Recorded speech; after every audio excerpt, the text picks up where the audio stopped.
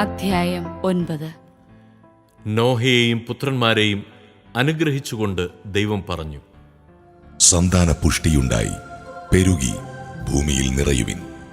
സകല ജീവികൾക്കും, ഭൂമിയിലെ മൃഗങ്ങൾക്കും, ആകാശത്തിലെ പക്ഷികൾക്കും, മണ്ണിലെ ഇഴജന്തുക്കൾക്കും, വെള്ളത്തിലെ മത്സ്യങ്ങൾക്കും നിങ്ങളെ ഭയമായിരിക്കും.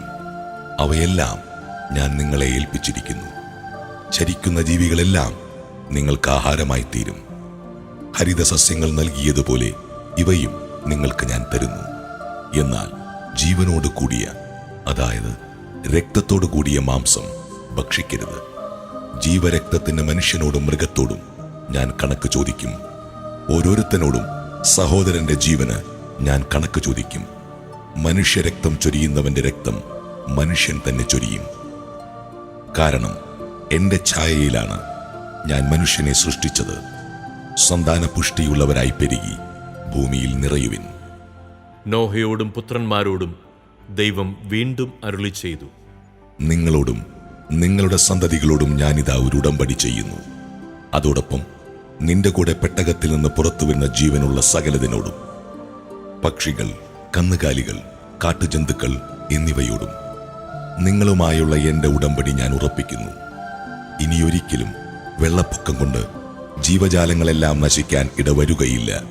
ഭൂമിയെ നശിപ്പിക്കാൻ ഇനിയൊരു വെള്ളപ്പൊക്കമുണ്ടാവില്ല.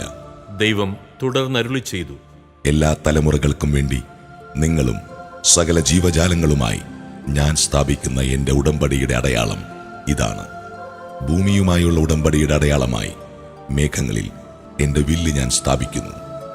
ഞാൻ ഭൂമിക്കുമേലെ മേഘത്തെ അയക്കുമ്പോൾ അതിൽ മഴവില്ല് പ്രത്യക്ഷപ്പെടും.